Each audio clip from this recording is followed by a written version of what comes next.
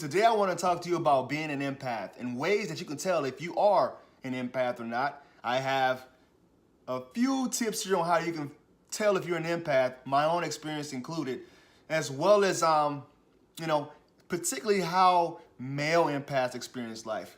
If you think you're an empath, hit the link above and stay tuned for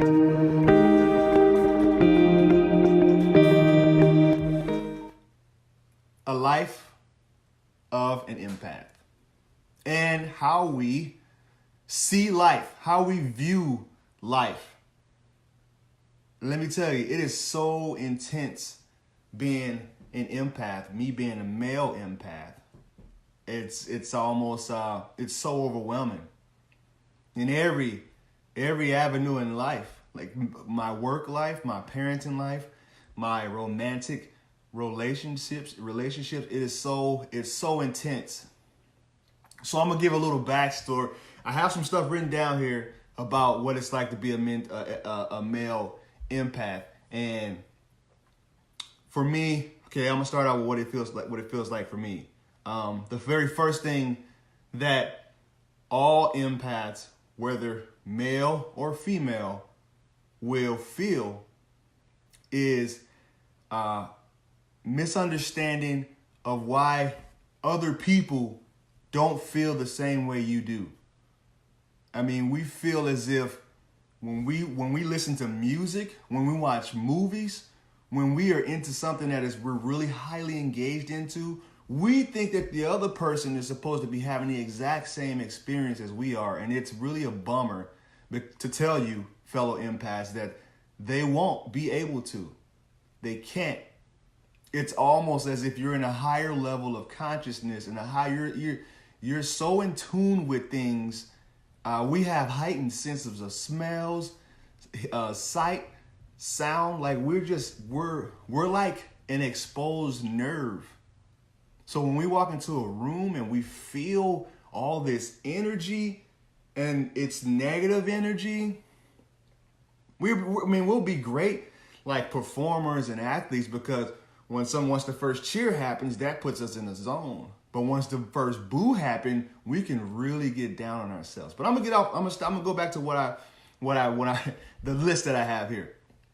Another thing that I realized that made me different than other people and kind of drove home that I may be an empath, or actually there's a scale of empathy. Like you can be an empath but not be that strong of an empath or that weak of an empath. You can slide on that scale. I feel as if I slide a little bit higher on the scale when it comes to empathy and being an empath. Another sign was my sensitivity to meds. Like when I take meds, dude, they just do. I can't. They're super potent. Like I feel it. Like I feel like my body is rejecting it. It feels foreign, even if it's for my own good. Like if I'm on antibiotics and I'm on pain-killing meds, my body really reacts to it, and I feel way out of sync.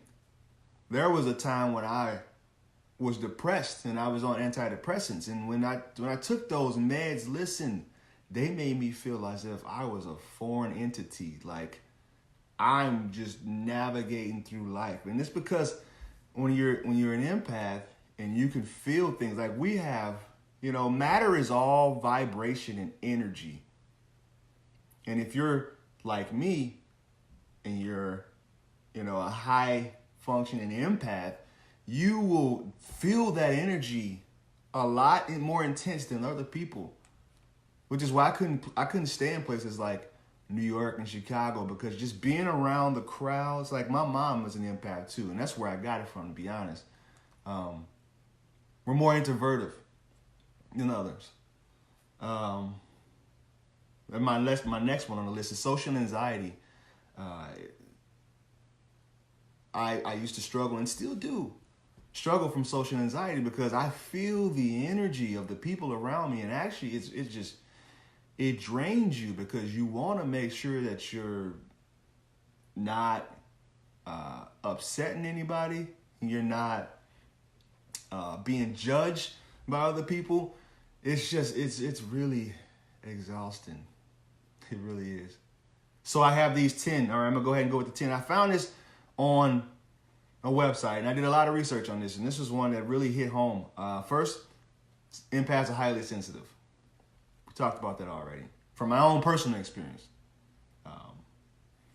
We absorb other people's emotions.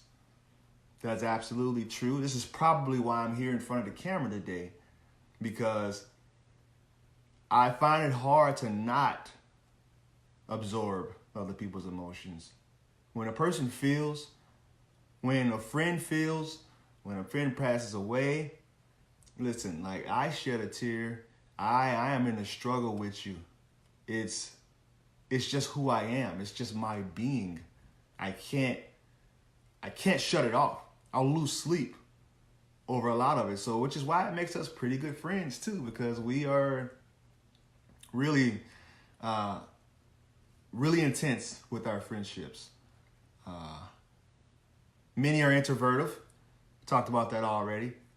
Many empaths are introverted because when you get around people, you have to engage. Like when I take my kids to places, when I know it's good to socialize the kids, get them out, get them going places, but it's just so draining because when I'm taking my kids, like when they're with me, it's so many people that are around my kids and I'm not feeling it. Like if people are swearing and smoking and all that, I'm like, just don't, I feel like I get nervous. It's like, I don't want my kids exposed to that stuff. Maybe I should live in a country or something where there's not a lot of people, but it's just, and I know I have to monitor that and I have to regulate that because otherwise I'll just be a very not happy person.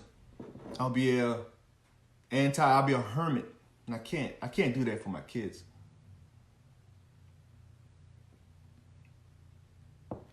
The next one on the list is we're highly intuitive, which is true because you don't know how many times I've heard from different people that I've worked with, different clients that say, man, I don't know how you knew that. It's because I'm kind of in tune. Like I feel the vibrations from other people, like the energy. I feel the low and the high energy.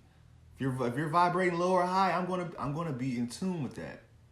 And sometimes it's really scary because you can get so good as an empath that you can sense something's going on without even being in the vicinity. You can sense from states across that something isn't right.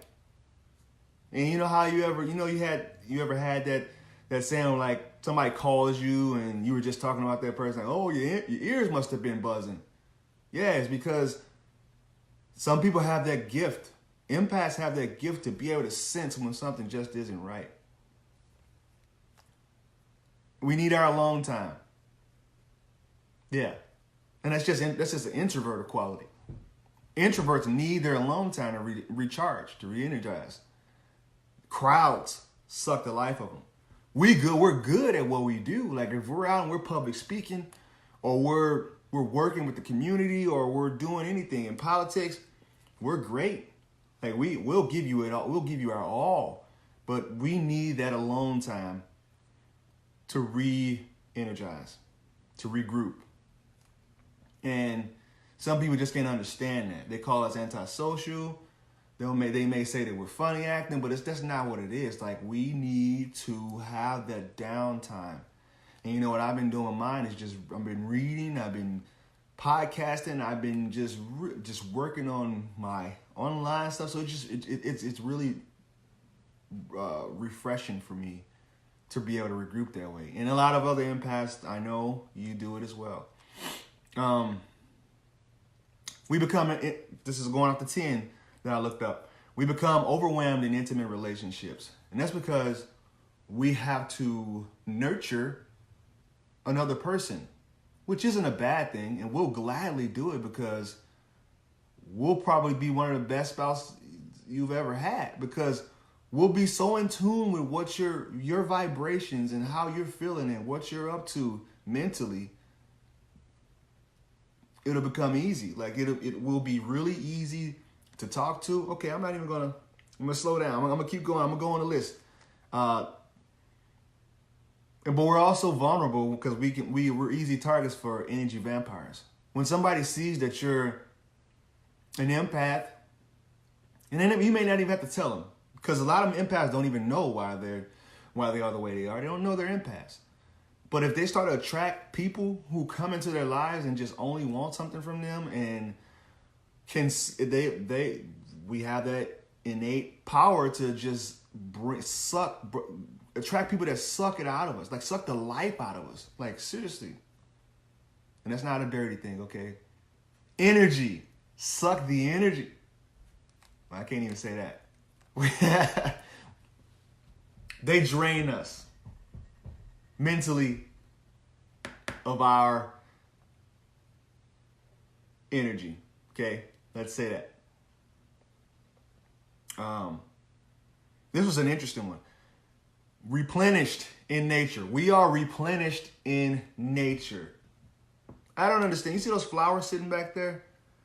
I feel weird when I don't have my flowers. I feel as if there's no life around here. It's funny, and I just my first time going camping was maybe a year or two ago, and it was a great experience. But I've always been somebody that likes to take my mentees out hiking and biking and disc golfing. I like to regular golf. It's something that's really re-energizes me. It's almost because, you know, we're all it's all matter. The matter in nature, you know, it doesn't talk, it doesn't speak to you, it's not able to suck the energy out of you, it revitalizes you. And it's beautiful. I used to laugh at people that hug trees, but trees give off oxygen and give off life. Isn't that interesting? Highly tuned senses. We talked about that already. Huge hearts, but sometimes give too much. I don't even have to say that. I don't even have to elaborate on that. But I can tell you, it is 1,000% true. That's why I chose to pick these 10. Now, on the flip side, I'm going to give you another article I found with the 16 traits of dating a male empath and why it's beneficial. Pat on the back. And it was absolutely true. I love it. I'm going to go ahead and rock with it. First, now if you got to cut out, go ahead. If you want to keep going, I'm here. I ain't going nowhere. I got you. First, a male empath will always listen to you when you need someone to talk to because he is an excellent listener.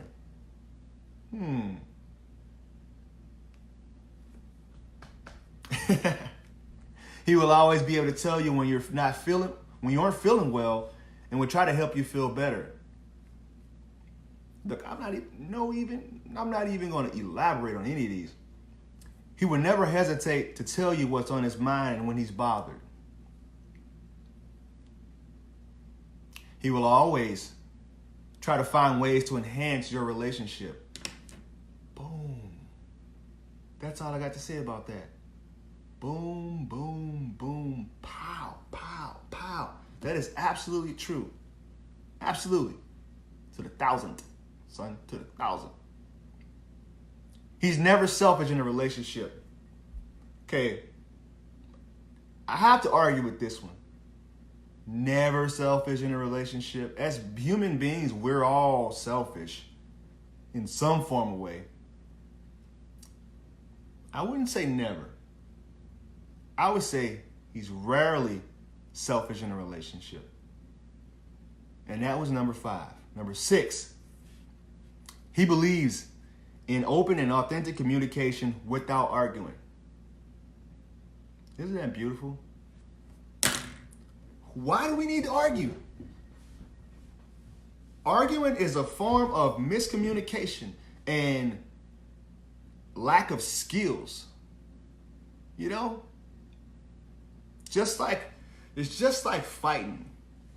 Physical fighting. People who physically fight are weak up here because they can't figure it out. They can't talk about it. They can't. I mean, you know how people used to joke? That's growing up. I used to always say, man, just talk about it. No, we about to throw these hands. And it's like, you know what? That's a weak way of doing it. You can make a person feel really bad if you just outwit them and you out communicate them. That's why I don't really fight.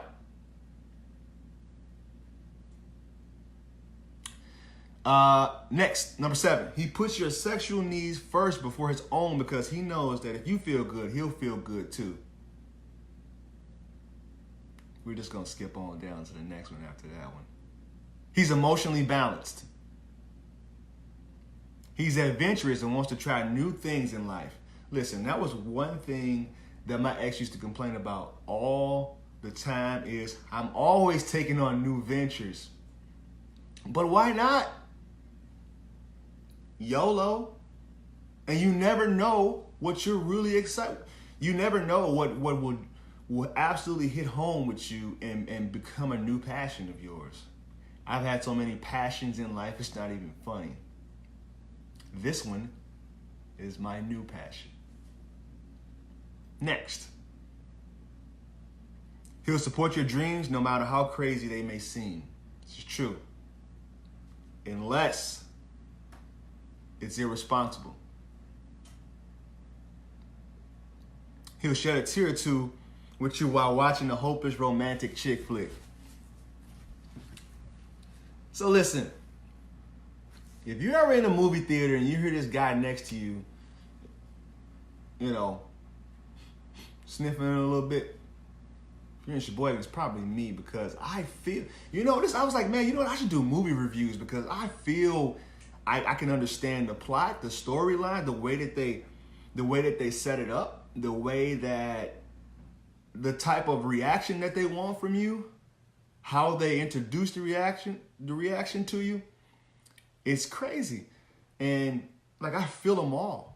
My last movie I went to was Shazam. And Shazam, dude, they made you laugh, cry, excited, angry. It was interesting. I was like, man, I felt every emotion in there. And that's exactly what they wanted to do. And when you're an empath, you have that special ability to be able to pick up on that stuff. Next. He'll help you get your life uncluttered because clutter makes him feel weighed down. So there's where I have to, if I'm talking personal, clutter, it depends. It depends on what type of clutter you're talking. If we're talking exes, we're talking a messy room or a messy backyard, a house, a garage, you know, it does. You know what it does do to you? It makes me feel overwhelmed when I have clutter. It gets me really anxious. I know that it needs to be uncluttered. I know exactly how to unclutter it.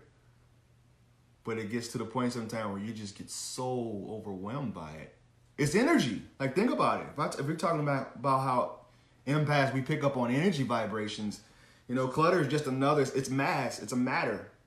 And it's like, this is more clutter. It fills you. One thing, a dirty kitchen is I can't deal with. Like, I just like, oh, I need this kitchen clean. Like, this is, I want to cook a meal and the dishes are in the sink.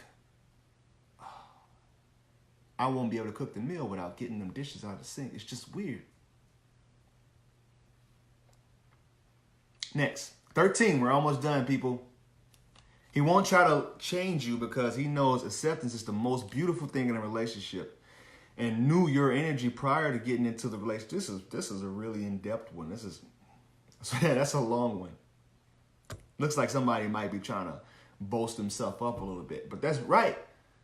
You know, that's how I'm able to figure out relationships because I understand what it takes to have a healthy and happy relationship And I also understand that prior to getting into that relationship, you need to check the right boxes on your yeses and nos. Because the more you ignore these no's to this 2 or 3 yes, the relationship won't last. No matter how attracted to the person you are. All right, we're not talking relationship. We're talking, get to me on that one if y'all want to talk to relationships. Talk about relationship, but we're on empath. He knows how to say I'm sorry. Absolutely.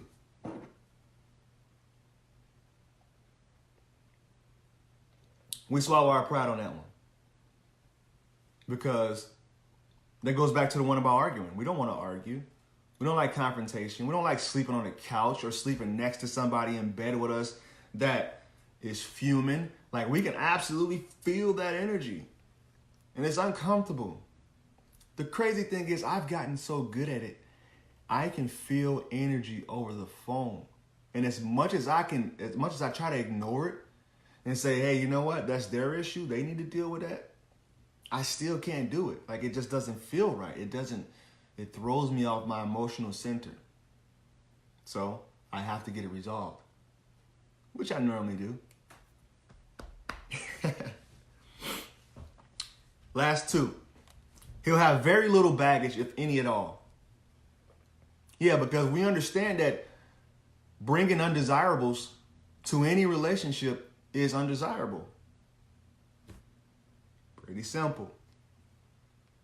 Once he commits to you, he's extremely loyal because he believes in karma.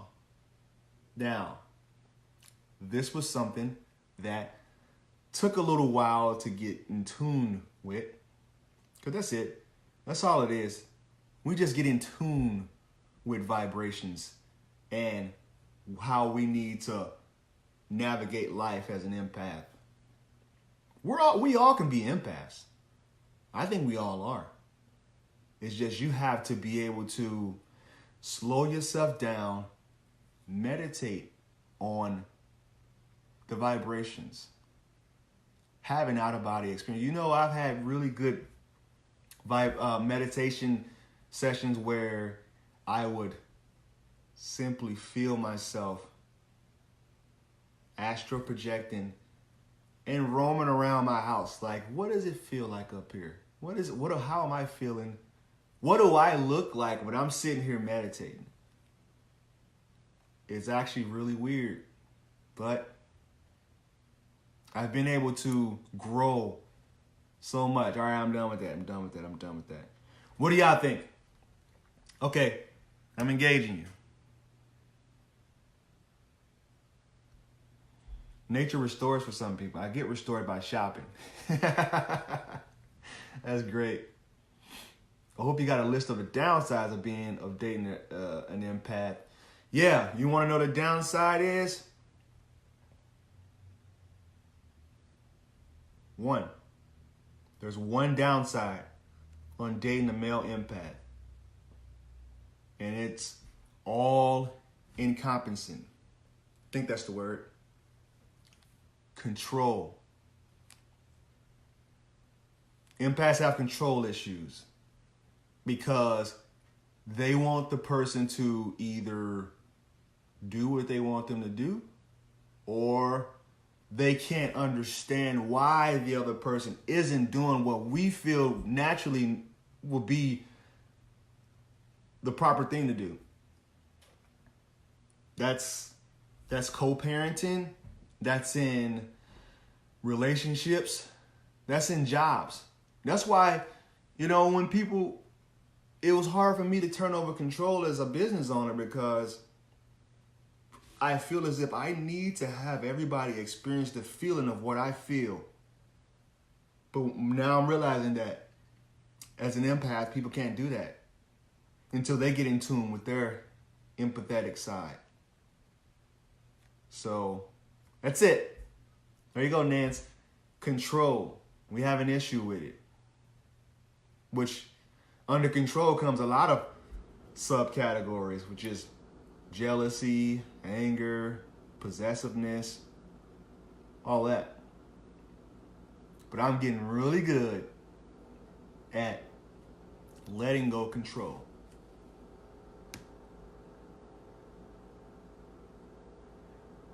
I am that way, especially with my friends and family. It's like when they hurt, I hurt. And I really want to learn how to control it if possible. Yes, I've put myself in,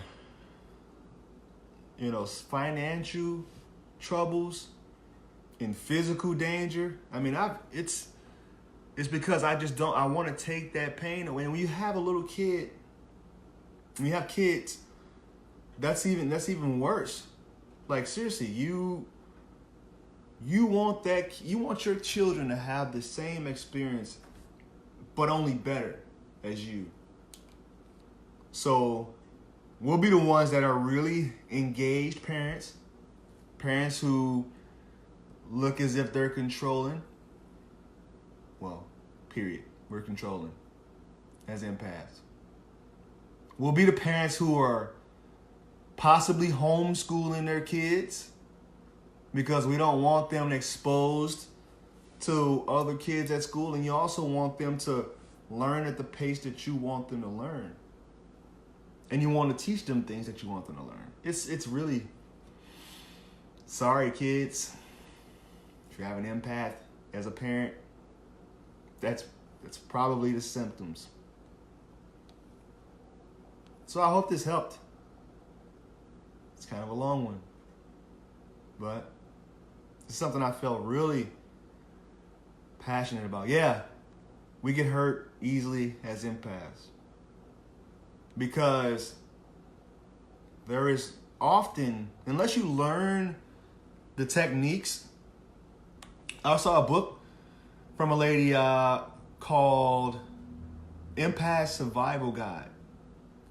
And you might want to look that up. Her name was Joyce or something like that. You might want to look that up. The Empath Survival Guide. And I guess she gives you tools on how to protect yourself from energy hogs and how to protect yourself from yourself. Because we can put ourselves out there, go from 0 to 100 real quick. And everybody else, when they'll get scared up, like, whoa, pump the brakes, homie. And you're like, listen, it's just, when you have me, you have me. Like, you have 100% uncut, raw me. You know? This is how it is. Who else? So if you're just coming in, like, comment, share, go back and replay with fellow empaths. And I have sold out of my Fruitful Seeds mugs. I may get more. I don't know. It's just really cool to see somebody, not only one, but 10 people support my vision and my message that I have. It's as an empath, I can crown Q right now if I wanted to, like, for real. It's a superpower. And my old acting teacher told me I wouldn't be a good actor. Like, bro, I can stop and burn quicker than everybody. What you mean? You need me to laugh? I can laugh on cue. Need me to cry? It's done. See? Real easy. Empaths are superpowers. I love y'all. I want y'all to get out there and practice your empathy today. It's 9:03. I know I want. What's up, Ricky? Good to see you, man. I'm going to go sip on. So go back, like, comment, share, replay. Man, this was packed. This was jam-packed. Listen, I've got 26 in this little session. 26 ways that you can tell if you're an empath and how to understand an empath, with a heavy emphasis on male empaths. So go back, check it out. I love y'all.